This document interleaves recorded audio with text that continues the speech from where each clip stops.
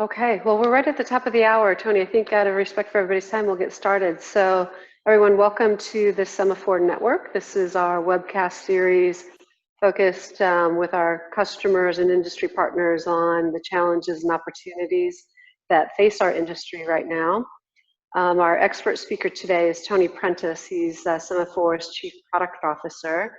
What we did, as we've been talking to customers and again, industry partners, we're hearing a real clear theme and need for a dialogue in the industry about how we can engage more heavily towards telemedicine, including digital engagement tools. So that's one of the topics that Tony will address today. Tony's going to speak to digital solutions and also patient engagement, informed consent by leveraging patient data. So just a couple housekeeping things. Your lines will all be muted during the conversation. You do have the opportunity to ask questions or submit comments through the Q&A window at the bottom of the Zoom video conference. So with that, Tony, I'm going to turn it over to you. Thanks. Excellent. Thanks, Bridget. And happy to be here. I know it's always a little weird on these conference-y video things, but we'll do our best. And Bridget, please, if my Wi-Fi cuts in or out, or if I get garbled, please just wave and I will try to keep an eye. Will do. So thanks for having me.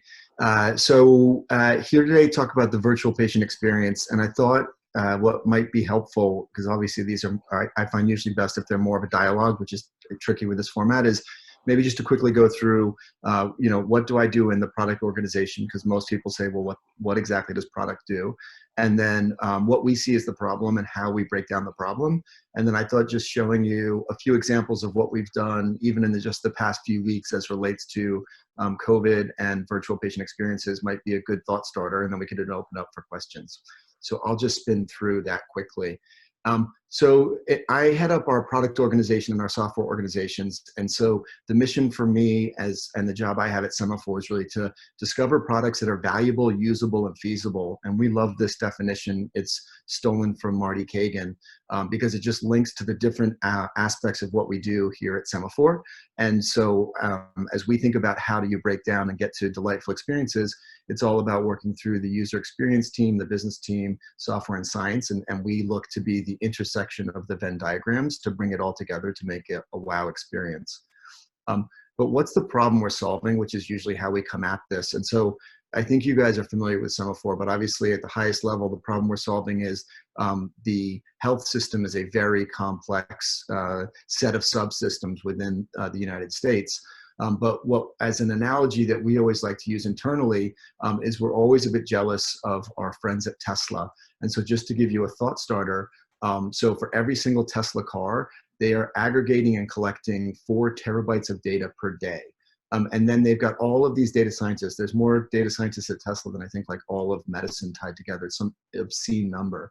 And what we always joke about is they're really trying to solve a very simple problem, which is all they're telling a system to do is to go forward or back and to go left or right.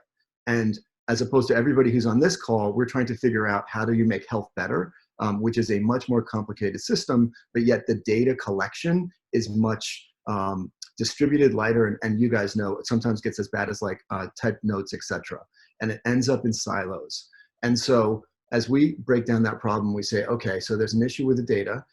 What are consumers doing? And I think you guys probably all know this intuitively, but I just pulled a couple stats. So as you know, mobile is used more on average per day than television, where it crossed that Rubicon in 2018. We're talking about almost 6 hours per day of individuals on these devices.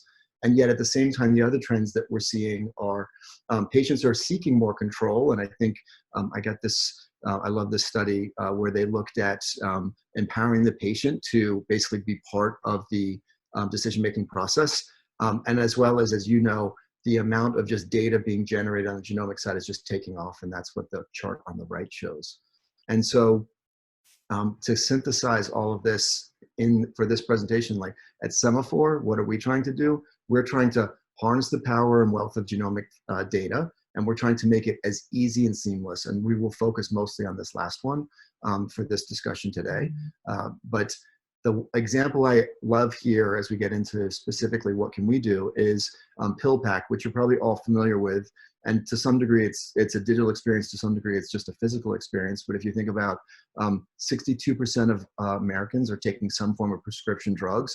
And so finding simple solutions to make it as easy as possible to make sure that they actually take what they're supposed to take on each day is just a really wow experience. And so we are very, we love examples like that where it's a very clear problem and they've met a really clear need, and yet they're doing it within the confines of the healthcare system. And before I dive forward, I couldn't help myself. That was just like my presentation I would have given 2 months ago. Obviously, and this is just a picture of the Spanish Steps before and after. And so obviously this is all in the context of how do we get back to work? What is COVID and what is our new society in terms of location of individuals? And so that just adds an extra complexity to everything we're about to talk about.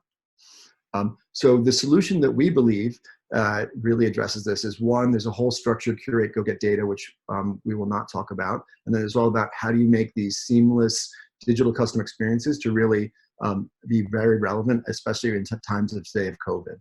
And so we do a whole bunch of NLP structuring, AI stuff that I'd love to come back and get really geeky with you guys on. And that's a whole bunch of stuff, if it makes sense for this group, that we do on the side. But what instead we'll focus on is on the patient experiences. What do we do? And so the way we break it down is we just like to map out the overall journey. And I'll just give you one example that I think a few of you on the line may have actually helped us with a few years ago when we first started some of this, which is we like to map out with the patient working backwards, what is their experience and where are they going? And we just looked at specifically the genetic testing process for ECS. And when we started this, there was a whole process where, it was referred from the doctor, and then the GC had to do some education, and the GC was selecting the panel, and then the lab was ordering a test, and then the person was waiting, and then the results were ready. And if you map this against like the woman's stress level, you would just see like stress going up and down. And so what we like to do is to map the end-to-end process. Where are all these interactions? And then we'd like to find how can we smooth it by making it simple and easy for both the doctor, but also for the patient. And so I thought what might be helpful is just to show you a quick demo of what we do, which will bring to life what that is. And then I thought we could show some demos of what have we done recently specifically to COVID to hopefully instigate this discussion. So I think some of you know, let's say a woman's thinking about getting pregnant, she can come onto our platform, she can see our provider. This is where the provider enters the order. The blood hits our door. We have an internal platform where we take in the blood, and what we do is we call a sessioning. We reach out to the patient immediately with an email to say, hey, you can create an account so you can see your status. She can log in to easily see where the lab is in the process, again, so she doesn't have to ask questions if she's worried about where it is along. As soon as there are results, we reach back out. We let her schedule a genetic counseling session if that's what the provider wants us to do, which for a number of our providers we do. On her mobile phone, she can choose whichever time. We sort all of this by 50 states, GC eligible, and kind of do all that mapping behind the scenes. And then as she walks through the actual experience, we actually share this 5 minutes ahead. So she doesn't have to write down, hey, I'm positive for this or I'm negative for this. And she can scroll through and see her results. And so we think that's just a really nice, which hopefully for this audience, something you're probably very familiar with, but also a very nice example of how we flatten the user experience and make it seamless so that the provider and the patient know exactly what to expect and they kind of are managed throughout. Let me show you what we did a few weeks ago with Bridget and a few of the others here at Sema4 when the COVID first hit. So I think, as you know, we used to always be the ones to come to the different providers' offices to get the sample, which was then taken at the site. And so we said, well, with COVID, obviously, people being forced to work from home, can we do home collection? And so what we did is we spun up on the provider side. Let's say the provider was just ordering, and we put a new screen in. It's a little tricky to see in the Zoom, but there's a button which says at-home kits. And basically then, instead of have come into the provider's office, we can actually spit kit. So what the provider is doing here is just saying, I'd like you to initiate a spit kit, and we will then send a spit kit on. This obviously only works for saliva, not for blood. So for certain tests in genomics, that's fine. Obviously for certain tests where you need blood, we would need to send a mobile phlebotomist. But then they simply add a few fields, they can send the ship kit on. And then what the provider can do is the provider can look and see, where's the spit kit, what state is it in, has it been received, has the sample been received, et cetera, because it creates an extra step in the process. So we want to make sure it's really easy and smooth to make sure everybody knows where that goes. And this is something we did in like a week. And this is something that's actually become more than 10% of our business because so many people are trying to stay at home to help others, but at the same time would like to receive the benefits of the test. And then I thought the last use case I could share is what we are working on. We have not publicly released this, but we're about to with some of the bring back to work initiatives. And so we've announced that we are doing an RNA test, but just to give you a sense of like what that looks like. So in order to, again, help patients, help providers, help the states, but do it in a really seamless, simple way, what we did is, so again, you can, whether it's an employer or whether it's a provider, let's start with the employer. The employer can log on and upload a list of their employees if they would like to bring them back to work safely. We then immediately email the employees, hey, you have to come here to register. And this matters because this starts to get quite scaly for some of these large employers. The employee/patient logs in, creates a password, verifies their information. And now they have a simple place to go. This is on the phone. It's the same portal, it's just on the phone. So it looks no different. They know where to go and the patient is then directed what to do. And then ideally certain employees are going to direct them to, hey, please go to 200 Vesey, go to 4th floor and ask for Nancy. And so they have a place to go in. And when they go into the employer has the ability to basically take their patient ID or scan their barcode. So it's very simple to order and take the collection sample. And that's in the collection site. We can also do it from home. And then we run the results and then we just push back to the patient when the results are ready. And so the patient has a very simple, nice QR code that they can now present. And for some work establishments, they would like the patient to share, hey, on this date, on 4/22, you were recently tested for RNA for COVID and the disease was not present or negative. We're actually going back and forth with the final wording. So negative is actually the old words, but you get the idea. And then also, if you'd like, you can push it into your Apple Wallet. So it's really easy for you to be able to share it if that's where certain employers would like to go. And again, we're bending the boundaries of kind of like, what do the states want? What do the patients want? What do the employers want? So we build these in a very flexible way that makes it easier for the user, but we can optimize for that. And then lastly, so behind the scenes, then the employer would like to say, well, what's my risk? And so on the left, it's in an identified format, which some employers would like. Some would not like to see the specific name, so we can de-identify this, but then they can get a sense of their risk populations because they see all of their different employees, they see where they are in the process, and then they can see what their risk profile is. And so I know I probably spoke very fast because I'm from New Jersey and I talk very fast, but I thought I would pause there. I know we covered a lot, but I thought it would just be helpful to hit the tops of the waves of kind of who we are here at Sema4, the problems we're trying to solve, which is really around data and seamless experiences, and a few examples of how we bring that to bear, particularly in today's times of COVID. Thanks, Tony. We did get a couple questions, but just a reminder, if you have any questions, use the Q&A dialog box at the bottom of the Zoom feed. But we did get a couple questions already, Tony. So one is, someone's interested in your thoughts on ways that practices can utilize digital tools to better share results, including PHI, in the absence of a secure email or lab portal. Any thoughts on that? Sure. So yes, and so I assume this is either with the patient or with the provider. And so I guess we worry a lot about this use case because we're trying to balance two opposing forces, which is easy to get to, but safe and secure. And so what we normally like to do, and so for example, on the provider portal, we normally like to do emails which let the provider or the employer know, I have 6 positives and 43 negatives. So there's no PHI in that, like that's allowed.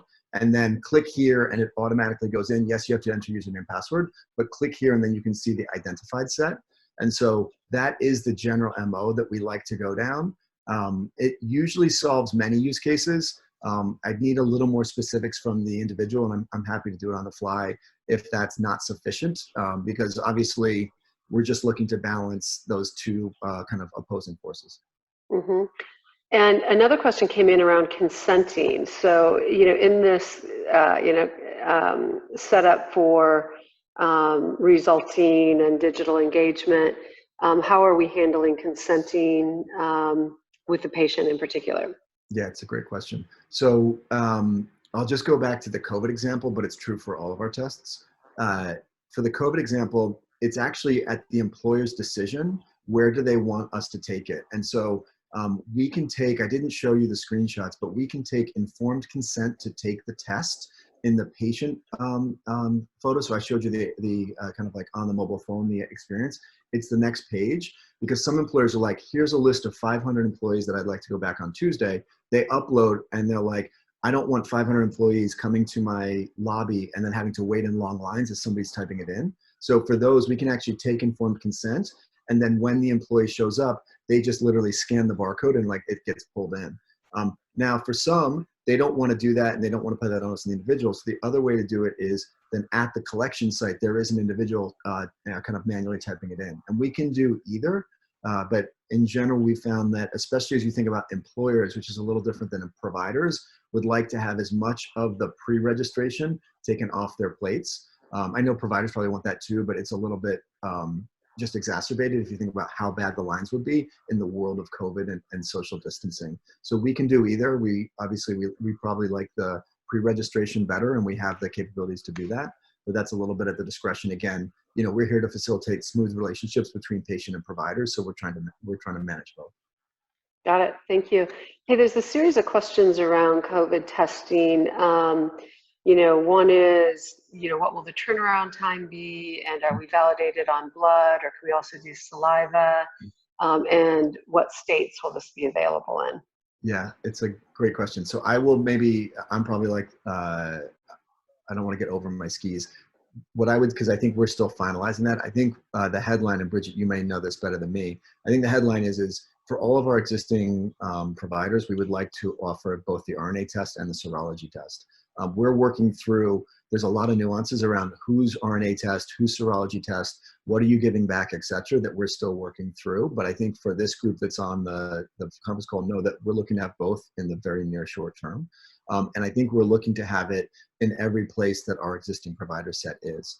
Now, I know there are some different rules, especially around remote spit kits. And in particular, I think New York, New Jersey, Maryland, and I forget the other fourth one, have some specific rules that we've been working against.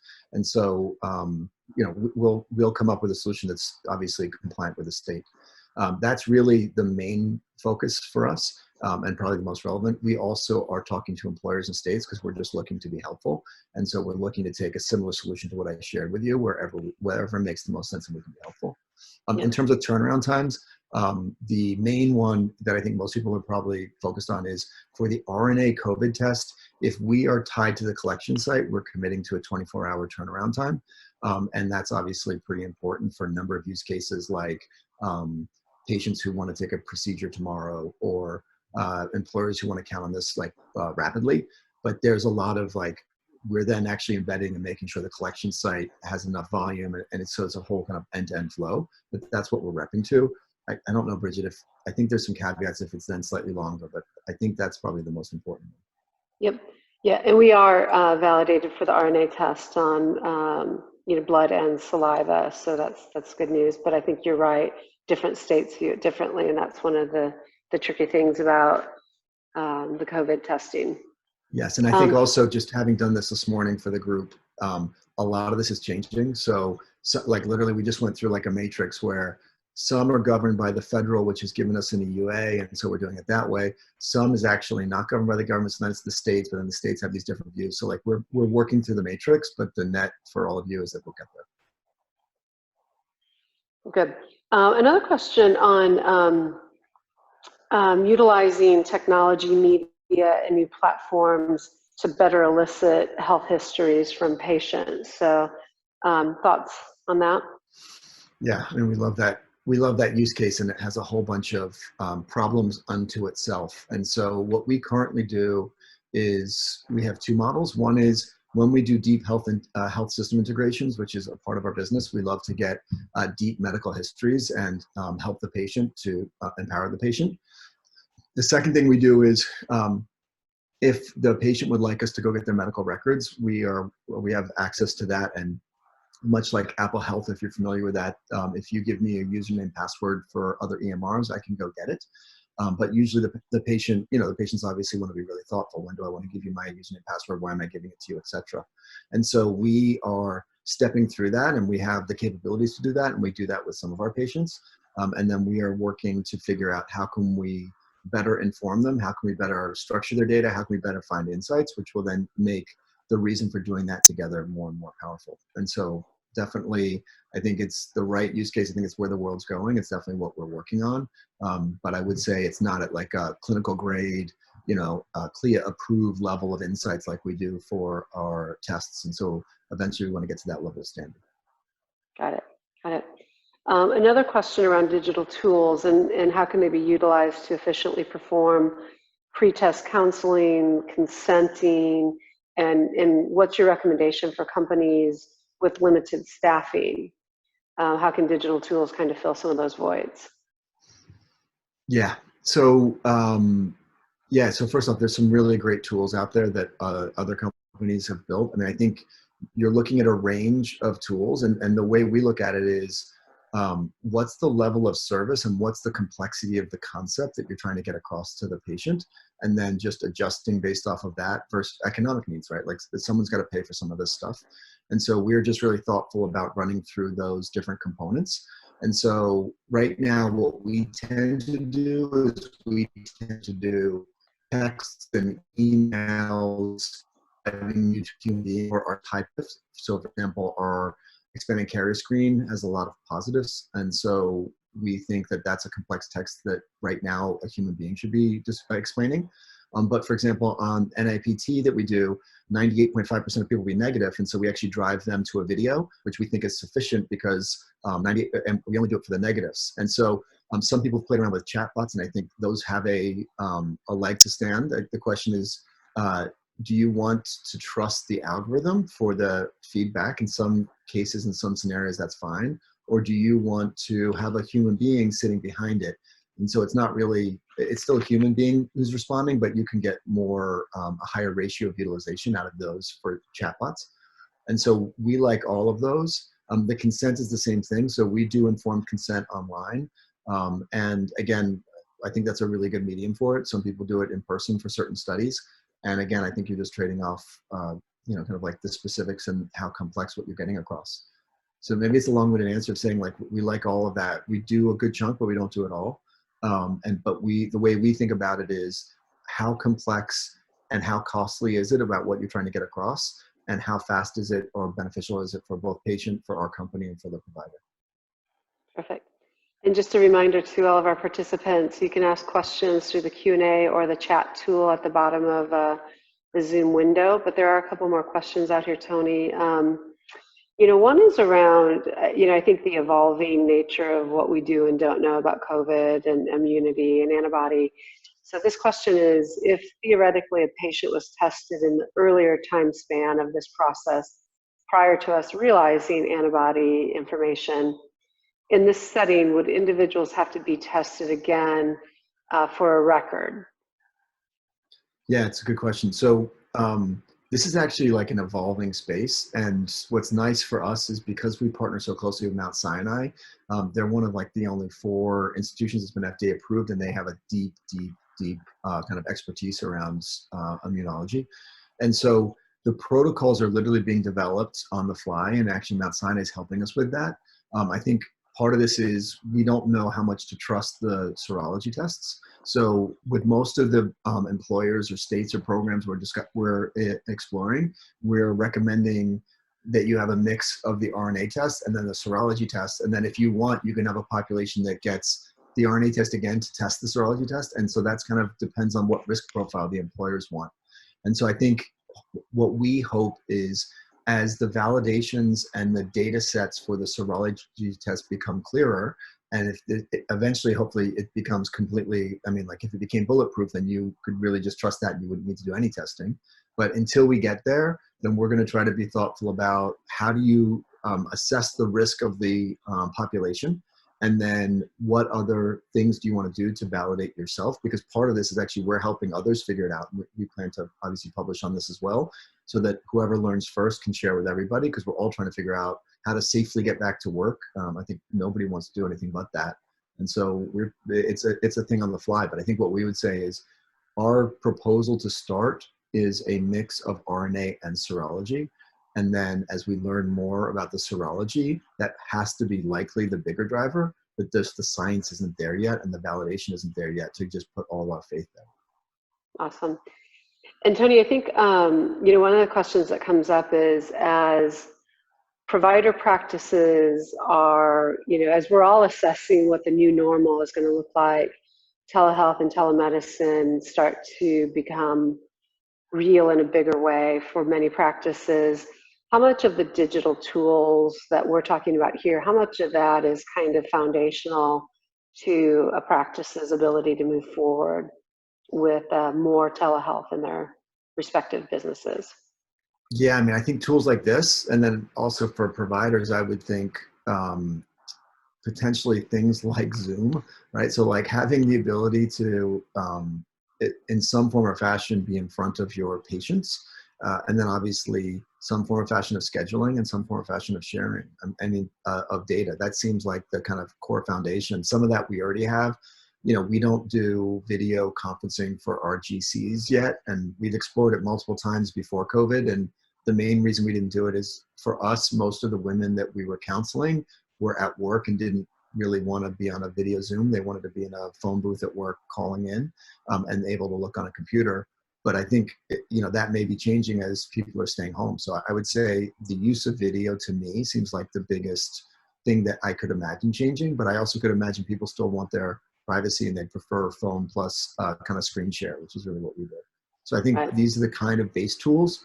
But if you don't already, if I was a provider, for sure, some form of the video portion, which I know for the telemedicine experiences that I've had, is not bad. Like, it's not all the way there. Like, just a camera's never going to be the same.